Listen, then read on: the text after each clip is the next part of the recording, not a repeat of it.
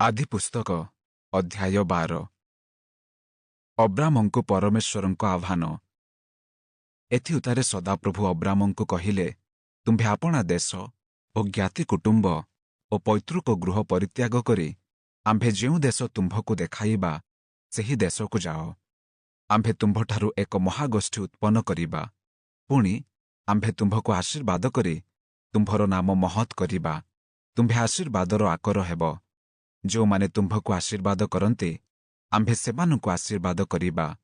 ପୁଣି ଯେ କେହି ତୁମ୍ଭକୁ ଅଭିଶାପ ଦିଏ ଆମ୍ଭେ ତାହାକୁ ଅଭିଶାପ ଦେବା।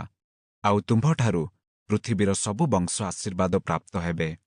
ଏଥିଉତ୍ତାରେ ଅବ୍ରାମ ସଦାପ୍ରଭୁଙ୍କ ଏହି ବାକ୍ୟାନୁସାରେ ପ୍ରସ୍ଥାନ କଲେ। ପୁଣି ଲୋଟ ତାଙ୍କ ସଙ୍ଗରେ ଗଲେ। ହାରଣଠାରୁ ପ୍ରସ୍ଥାନ କରିବା ସମୟରେ ଅବ୍ରାମଙ୍କର ବୟସ 75 ବର୍ଷ ହୋଇଥିଲା।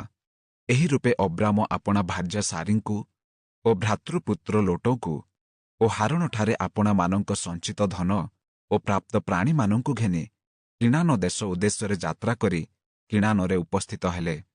ଅବ୍ରାମ ସେହି ଦେଶ ଦେଇ ଭ୍ରମଣ କରୁ କରୁ ସିଖିମ ନିକଟସ୍ଥ ମୋରିର ଓଲୋନ ବୃକ୍ଷ ମୂଳରେ ପହଞ୍ଚିଲେ। ସେହି ସମୟରେ କିଣାନୀୟମାନେ ସେହି ଦେଶରେ ବାସ କରୁଥିଲେ। ଏଥିଉତ୍ତାରେ ସଦାପ୍ରଭୁ ଅବ୍ରାମଙ୍କୁ ଦର୍ଶନ ଦେଇ କହିଲେ, ଆମ୍ଭେ ତୁମ୍ଭ ବଂଶକୁ ଏହି ଦେଶ ଦେବା। ଏଥିନିମନ୍ତେ ଅବ୍ରାମ ଆପଣା ନିକଟରେ ଦର୍ଶନଦାତା ସଦାପ୍ରଭୁଙ୍କ ଉଦ୍ଦେଶ୍ୟରେ ସେହି ସ୍ଥାନରେ ଯଜ୍ଞବେଦୀ ନିର୍ମାଣ କଲେ। ଏଥିଉତ୍ତାରେ ସେ ସେହି ସ୍ଥାନ ଛାଡ଼ି ବେଥେଲର ପୂର୍ବ ଆଡ଼ ପର୍ବତକୁ ଯାଇ ଆପଣା ତମ୍ବୁ ଠିଆ କଲେ। ତହିଁର ପଶ୍ଚିମରେ ବେଥେଲ ଓ ପୂର୍ବ ଦିଗରେ ଅୟ ନଗର ଥିଲା।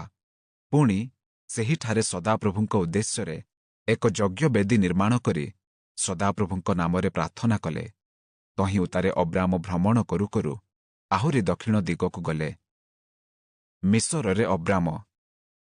ସେହି ସମୟରେ ସେହି ଦେଶରେ ଦୁର୍ଭିକ୍ଷ ହେବାରୁ ଅବ୍ରାମ ମିଶର ଦେଶରେ ପ୍ରବାସ କରିବାକୁ ଯାତ୍ରା କଲେ।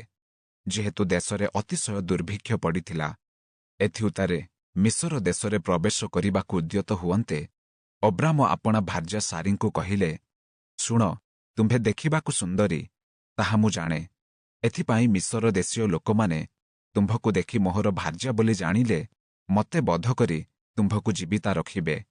ଏହେତୁ ମୁଁ ବିନୟ କରୁଅଛି, ତୁମ୍ଭେ ମୋହର ଭଉଣୀ ଏହା କହିବ, ତହିଁରେ ତୁମ୍ଭ ସକାଶେ ମୋହର ମଙ୍ଗଳ ହେବ ଓ ତୁମ୍ଭ ସକାଶୁ ମୋ ପ୍ରାଣ ରକ୍ଷା ପାଇବ।